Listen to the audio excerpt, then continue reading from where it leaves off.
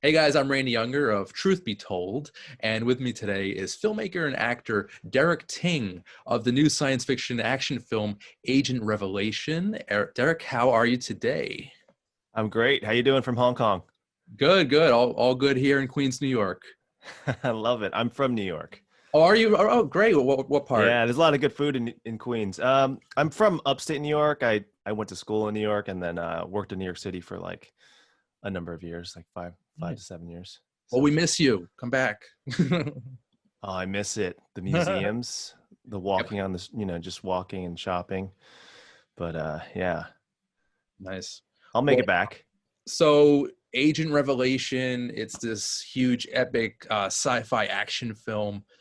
Tell everybody, how did the project originally come about? Yeah, sure. It's the sequel to a pilot feature that I did. And that movie was shot entirely in desert, and I wanted to see if I could do action, and I love sci-fi. It's kind of my first foray into sci-fi, and uh, that movie went well. So Agent Revelation is really the culmination of an idea that I had. I did some research on something called the Dulce base. I'm not sure if you've heard of that, but that's like a conspiracy theory that basically the US government is going and experimenting on aliens and things like that. So um, this movie is about a rejected CIA analyst who is transformed by red dust and becomes a super soldier, and he can communicate with aliens. Cool. Yep. So this secret organization brings him to his base and they train him. Meanwhile, he's trying to figure out like why aliens have returned to Earth. Now, I know in the movie they briefly mention Area 51. Is there any connection there with this plot? You caught that. I mean, there's a lot of just kind of references to the research I did. I really went down the rabbit hole. Um, uh, yeah, it's pretty much a reference, and that's it. But then, all the other things about sort of, the Anunnaki. Like I did research on the Anunnaki. There's a reference to Planet X. If you search on YouTube, there's a whole like, just like tons of videos on Planet X. So yeah, I mean, fun stuff, just fun stuff, throwing it in there, and then hopefully like, because I'm a fanboy, because I love this stuff too. Hopefully people will feel the same way. And going into the movie, how well versed were you in like alien mythology and like conspiracy theories? I think the Anunnaki are probably the most interesting ones because they're kind of like this alien race that people talk about, and that was like 500,000 years ago. And of course, I renamed them the Kenians.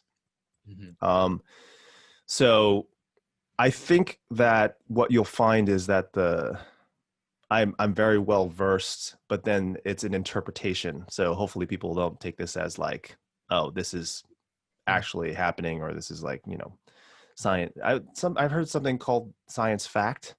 That's Okay, kind of like the blurry line that I think I'm having fun with. I like that. So yeah, yeah, yeah. I mean, I watch like, do you watch Ancient Aliens on History Channel? No, but I've been meaning to. There's so many cool things on there. I mean, each episode is like half an hour. They only give you like one thing, but yeah, aliens used to experiment on sound. They use sound, so there's elements of that. Of course, again, there's not these it's not very blatant or anything. It's just kind of interpretation. So Now it's a very physical role. Jim Young, you play the lead in this action spectacle. Very physical role. Did you do any special preparation for the role? oh yeah, I mean, I trained every day, and just just because I people find out that I self-directed this too as well. So just it's not like I was just the actor and I Right. show up and I do the work, but I'm also kind of like, after that scene is done, then it's still all right, moving on. Let's get the next shot, or let's change this angle, or let's change the lens to from a 50 to 7200 or something like that. So Oh, um a lot of it was just kind of mentally preparing myself by doing some kind of like aerobic activity, because you get tired. I mean, just always on your feet all the time. But then I do a lot of body weight stuff. okay. So really into push-ups, pull-ups, things like that. And then I trained on the beach a little bit too, even just kind of like running around, getting your legs tired. So yeah, a lot of training, many months. What about dealing with firearms?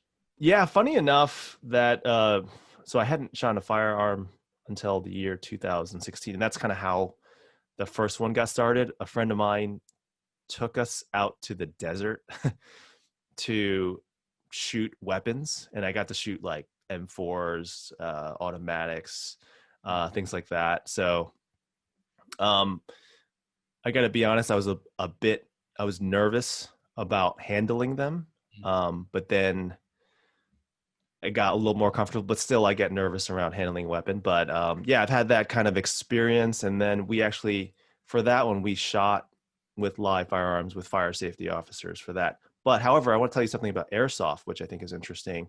Right. That's what a lot of the tactical military using now to kind of practice. So Like, I did a number of, yeah, they're like BBs. okay. But you know, the guns look real and they're heavy. Oh, really? They're heavy. Actually, my fight choreographer was like, so we strapped this like M4 to my back, and I was doing like jumping off this like just kind of small kind of platform. But we strapped it there, and he was like, "Can we change it to something lighter?" And well, I mean, all our props were kind of airsoft on set, so that there was, you know, great safety. Don't have to really worry about anything. But it was heavy, so it just kind of like added a lot of weight. So when you do it like 10 to 15 takes, normally like if like a prop might be lighter, or they'll use lighter props, but in this case, it kind of added to the realism. So that's kind of my experience. I'm into it, but I think I'm definitely cautious about it. Yeah. Now you know for the third one, right? Yeah. Oh, I want to mention too, like we had Matt Burnett who helped us with the tactical stuff. So like how to you know, how to turn corners, how to hold the weapon properly, all those things. He's awesome. And then I actually had a military vet who's a stunt coordinator. His name is Chad Bennett. Shout out to Chad. He's done a ton of movies with you know, just basically he advised Agents of Shield for the tactical stuff and other movies. And then of course, finally my main stunt coordinator, Joe Fiddler, he did Punisher for Netflix. And he's great too. We have an opinion on how to handle that stuff, handle like kind of action with military stuff. So you don't see a lot of, you know, it's not a lot of back and forth. Sometimes if you see some fight choreography, it's a lot of back and forth. It tends to be not as realistic, but to engage somebody, there's a lot of disarming first. And then you're going to lose a lot of simple moves. So I'm not like jumping around or anything. I'm really just throwing the necessary punches and knees or elbows or something like that. Stuff that maybe you'd see more like in the UFC or something. Yeah. Sounds like a really busy time there on the set. So it's fun. Yeah. It happens really fast too. We move fast. You're the star, writer, producer, and director. What was it like wearing so many hats? You do a lot of prep, and honestly, I see my role as just kind of a leadership role. You have a lot of really good team to back you up, and so every step of the process is just about kind of like, you know, pumping people up and motivating them to be the best they want to be. You know, I think that's it. And then being a director is really what the word is. It's direction. So like keeping people focused and making sure that the story is told properly.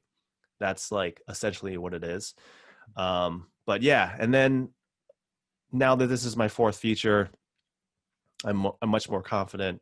I know what I'm doing. So, you know, we just kind of have our own workflow, and it works. I mean, I'm completing, getting it out. So, yeah. Yeah, it definitely shows. Very collaborative, hardworking set, it seems. What was it like putting together this cast, working with this wonderful crew?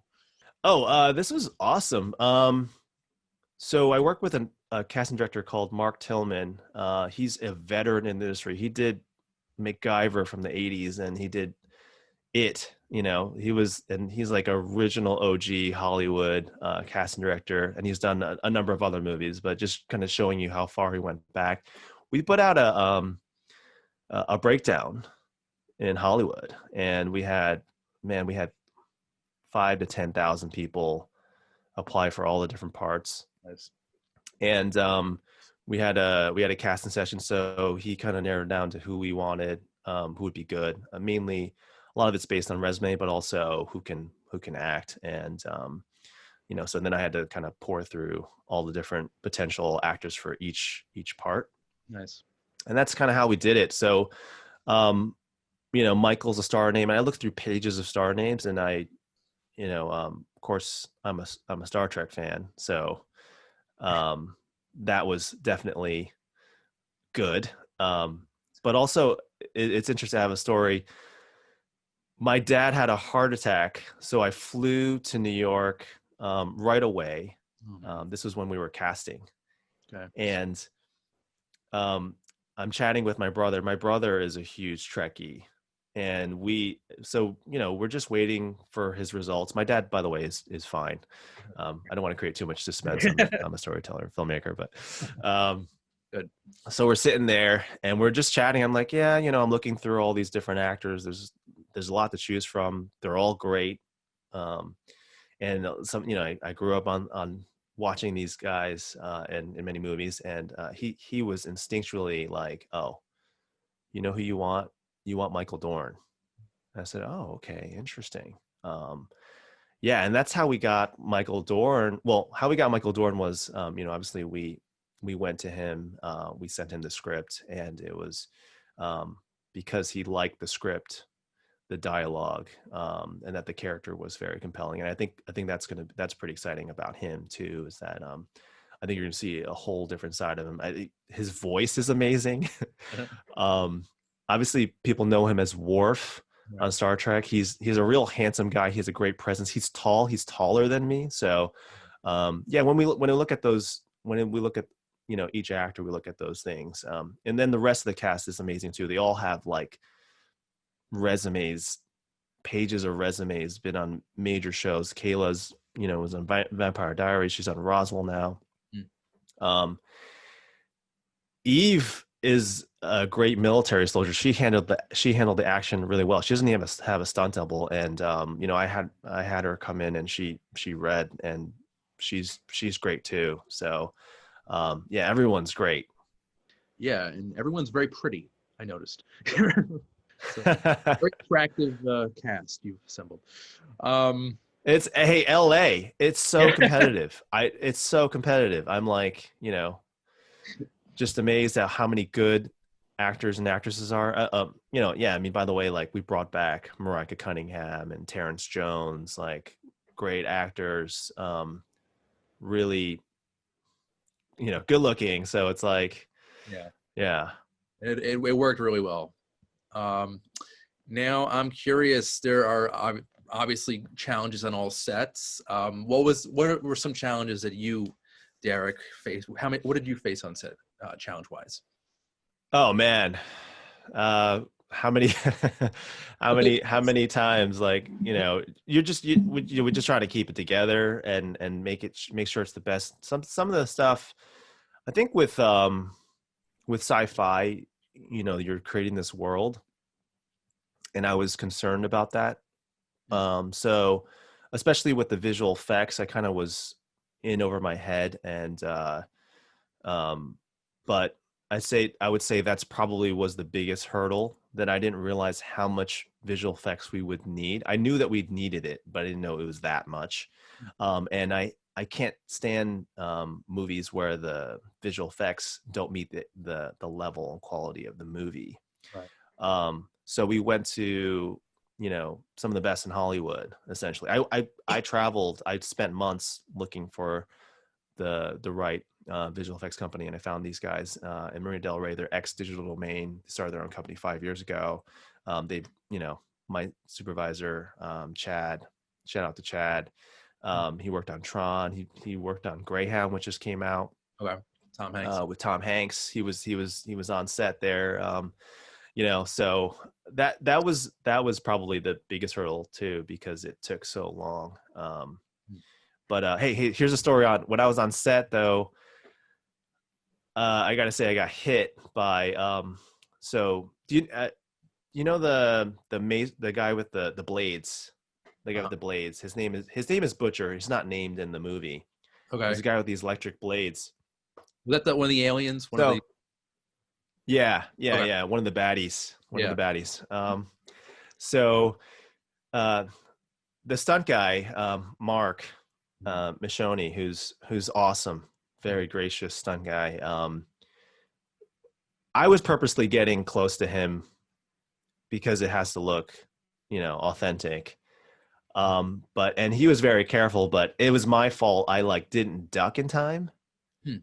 So one of the props, which was, it wasn't like a styrofoam. It was like basically a stick, hit me in the head. It has like acrylic, like the blades were acrylic.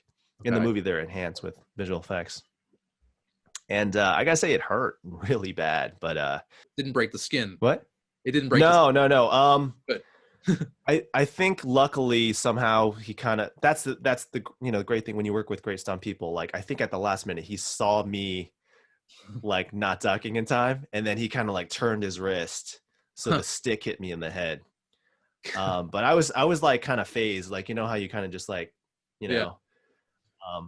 but you have like 20 30 people on set, and things are moving, you got to get the last shot. And they were all like, sit down. And I'm like, no, we need to keep going. We don't finish this, I'm screwed. We can't just come back, because the next day we're going to another location. So I'm just totally screwed.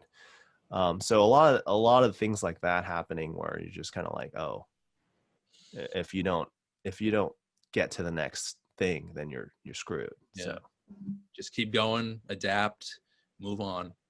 Yeah, totally. And that's the fun part of it too, is that I'm so lucky. Hey, it's not a $200 million film, but it's still an expensive film. We spent good money on everything, the sound, the cast. But you don't get do-overs, Yeah. You don't get to do those things that you could do, so you can fix a lot of things, you can massage a lot of things, but you don't get like complete do-overs. So, but maybe someday I'll have that luxury. No, this movie did not need that at all. Like it looks polished. It looks, very well put together. You assembled something really special. Thank you. I spent, I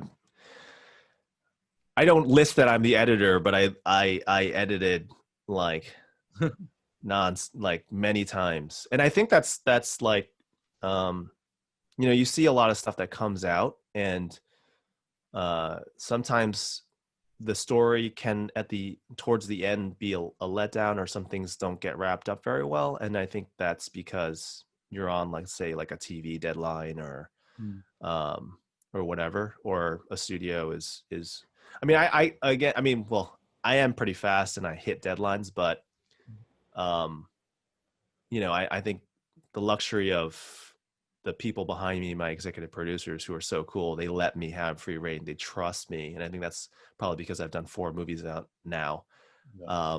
I get that luxury that when it's done, it's done. Because they know that I'm like putting my heart, my soul, my passion into my product, because, everything has to be like perfect. I know that's so cool. I love hearing about that on set. So I guess in your mind, collaboration is probably key. Oh yeah, absolutely. I have my stunt coordinator calling action sometimes, especially if I'm working myself up as an actor. I gotta call him, hey Joe, can you call action for me? That's great. Actually, by the way, he did a couple like great pickup shots for me, like when I was busy doing a couple close-ups on like the ticking time bomb. That's like an easy shot to do. but you have to get it right. You have to get the certain moments even on the ticking time bomb. So he was like, hey, look, I'm going to take the guys and we're going to shoot some B-roll right now. I'm like, yeah, go do it, you know?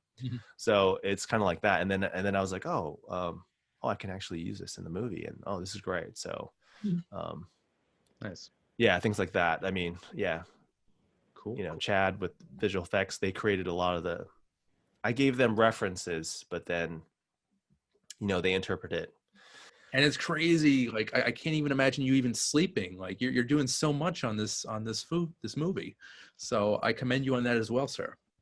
Well, thank you. I gotta say, there's a danger in terms of running your crew into the ground. I think a lot of indie filmmakers make that mistake, and they'll go, "Oh yeah, we went 15 hours, we went 18 hours, we went 25 hours," and I'm like, "No, 12-hour mark. Generally, we're gonna stop because that way, I just go back home and crash."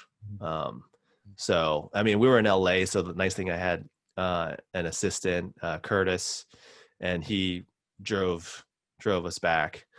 By the way, you know, my wife produces with me, so you know, he drove us back, and then you know, I just sleep in the car, and then bam, we're back up. You know, so Crazy schedule. Really, really nuts. yeah, you have to plan. You have to plan, but then manage your timing. That's why I say it's like well, I say it also I'm kind of like a quarterback. So, you know, you don't run a running play every time. You run, you get your running back going, and then sometimes you throw you know, a wide receiver or something, and you mix it up. You change players every so often. So I like, you know, I'm almost like, you know, Peyton Manning, which is like just calling the calls. All right, this is what we're gonna do, and then you know, oh, audible. Just yeah. Don't work yourself ragged, man. It sounds pretty daunting. I'm always like, I love the process, and then after the filming production, I'm like, okay, you know, I'm glad to be like waking up at home in my jammies and Yeah. just sleeping in. So, Don't we all? but you know, hey, if you love what you're doing, like, which I'm totally blessed, um, then it's not really work. So, what do you hope audiences take away from Agent Revelation? Hey, you know, I think it's a fun movie to watch. I grew up on 80s and 90s action and sci-fi films. I kind of miss those. Like, honestly, I don't get excited that much anymore about what's coming up. Just because I think those times were just so precious. Maybe I'm nostalgic, but maybe I think that there was the risk taking Mm-hmm. on original stuff, and I think that that's what people want is new stuff. You know, not not throwing the baby out with the bathwater, but you know, some new stories, new perspectives. I think this type of movie has that, a new perspective to tell, but still has the elements of the things that attract me. Like I'm interested in aliens, I'm interested in action. I want to see that stuff, but I also want to see what you know, I invest myself in a character, and I want to see what that character does. I want to see what that character discovers. So you know, I mean, for example, the main character is kind of, it's very loosely based on just a story my friend told me about him being adopted at a very early age of age 8, and then he was in Hong Kong and he got brought to the States, and then you know, he didn't have a good experience at that time with his adopted parents, partly because he was just, you know, he's just transported into a new place, and so constructing that type of character for me was interesting. So kind of going through this kind of, you know, sci-fi character journey, how does this guy kind of handle everything? You know, how does he take on friendships? How does he take on relationships? How did he become the person that he wants to be? You know, how did he gain confidence in who he wanted to be, and you know, the things that he wanted to do? I think that to me has to be some sort of grounding for any movie. for me to kind of get involved. Otherwise, it's like, oh, let me fast forward to the action, you know. But I don't think that's the case. I think you're going to get that sort of taste and process of some drama, but then, you know, there is lots of action. There's 12 action sequences. There's still that kind of spectacle, but wrapped up, you know, we're still kind of getting that the heart that you need, you know. That's at the core, the heart, for sure. And throw in Michael Dorn, hey, you've got a hell of a movie. So congratulations. Thank you. Yeah. Michael Dorn is phenomenal in this, you know. So I constructed his character like a combination of like a Steve Jobs or an Elon Musk, like that type of kind of figure and role. And I thought that was